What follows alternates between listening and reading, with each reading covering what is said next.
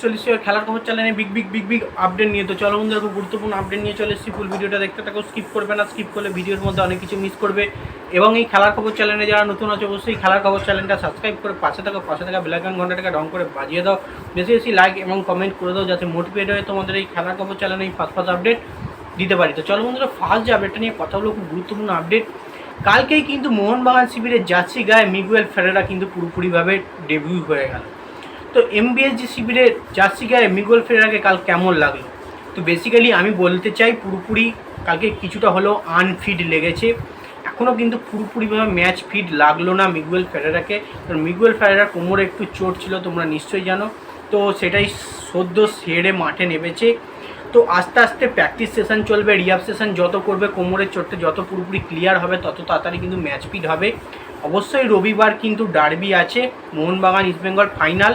তো এই ফাইনাল ম্যাচে কিন্তু মিগুয়েল ফেরেরাকে ভালো পারফরমেন্স করতে হবে। হাতেই 2 দিন পাবে, 2 দিনের মধ্যে নিজেকে কিন্তু পুরোপুরি ফিট করে নিতে হবে এবং পুরোপুরি ম্যাচ ফিট হতে হবে, যাতে তাকে 90 মিনিট পুরোপুরি ম্যাচ ফিট মোহনবাগান শিবির পায়।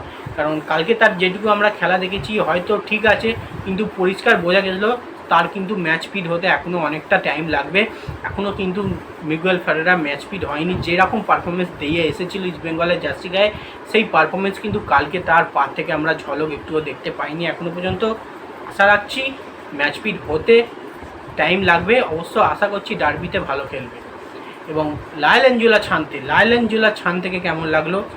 লায়েল অ্যাঞ্জেলো ছানতে কিন্তু পুরোপুরি ম্যাচ ফিট, পুরোপুরি ফিট আছে। তাকে কিন্তু গেম টাইম দিতে হবে। বেসিক্যালি কালকে প্রায় তাকে 80 মিনিট 81 মিনিটের মাথায় কিন্তু কোচ নামিয়েছে। লাস্ট 10-15 মিনিট গেম টাইম পেয়েছে এক্সট্রা টাইম নিয়ে। সেই গেম টাইমের মধ্যে কিন্তু ছানতে যে কিছু করবে তা কিন্তু করা যাবে না। তো প্রথম নতুন খেলছে, নতুন টিম, নতুন জার্সি। তো একটু হলেও তার ছন্দটা তাকে ফিরে পেতে টাইম লাগবে। এবং ছন্দ ফিরে পেতে গেলে লায়েল অ্যাঞ্জেলো ছানতেকে অবশ্যই গেম টাইম দিতে হবে। কোচ পানাজিওটিস কতটা স্ট্রাগল করাবে এবার বুঝতেই পারছো তোমরা, ম্যাচ ফিট করাতে গেম টাইম দেওয়ার জন্যে ছানতে এবং মিগুয়েল ফেরেরাকে। তো আশা রাখছি লায়েল অ্যাঞ্জেলো ছানতে যে লেভেলের প্লেয়ার, তার ম্যাচ ফিট এবং গেম টাইম পেতে খুব অসুবিধা হবে না। কোচ ভালো খেললেই কিন্তু তাকে গেম টাইম দিয়ে দেবে। এবং আশা রাখছি প্রথম স্কোয়াডে রাখারও চিন্তাভাবনা করতে পারে লায়েল অ্যাঞ্জেলো ছানতেকে ফাইনালে। আশা রাখবো ছানতেকে আমরা ফাইনালে প্রথম থেকেই ম্যাচে দেখতে। কারণ লিস্টন কোলাসোর ফর্মটা পুরোপুরি অফ ফর্ম, এবং লিস্টন কোলাসো যে সাইড দিয়ে বিলং করে সে সাইডে কিন্তু ছানতে প্লেয়ার নয়। মনবীর সিং যে সাইডে বিলং করে সেই লাইনের প্লেয়ার কিন্তু লায়েল অ্যাঞ্জেলো ছানতে। তো দেখা যাক, আশা রাখবো ছানতে ভালো পারফরমেন্স করবে এবং পুরোপুরি গেম টাইমটা সে পাবে। নেক্সট যে আপডেটটা নিয়ে কথা বলবো সেটা হচ্ছে খুব গুরুত্বপূর্ণ আপডেট। সেটা হচ্ছে ইস্টবেঙ্গল এফসি শিবিরের কোচ অ্যান্টোনিও লোপেস সাবাস। তোমরা নিশ্চয়ই জানো অ্যান্টোনিও লোপেস সাবাস প্রচুর পরিমাণে চ্যালেঞ্জ নিতে ভালোবাসে, বদলা নিতে। তো বলেছে ডার্বিতে বদলা নিয়ে নেব। প্রথমে ওরা আমাদের হারিয়েছিল, তার বদলা আমরা ডার্বি ফাইনালে নিয়ে নেব, ফাইনাল ম্যাচটা জিতে। যেমন ইস্টবেঙ্গল সমর্থকরা প্রচুর পরিমাণে বলতে চাইছে যে মোহনবাগানকে হারিয়ে আমরা এই মাঠেতেই বদলা নেব এবং ডার্বি জিতব, এবং অবশ্যই ফাইনালে কাপটাও আমরা নেব। ঠিক সেম হাবাসও বলল বদলা নেব, এবং বদলা মানেই হচ্ছে ম্যাচটা জিতবে এবং ফাইনালে ইস্টবেঙ্গল মোহনবাগানকে হারাবে। তো দেখা যাক অ্যান্টোনিও লোপেস হাবাসের এই বদলা নেওয়াটা কতটা সহজ হয়। কারণ কোচ পানাজিওটিস কিন্তু ছাড়নেওয়ালা নেই হ্যাঁ, টিমকে নিয়ে প্রচুর পরিমাণে দুর্দান্ত পারফরমেন্স করাচ্ছে, অত সহজ ইস্টবেঙ্গলকে ছেড়ে দেবে না।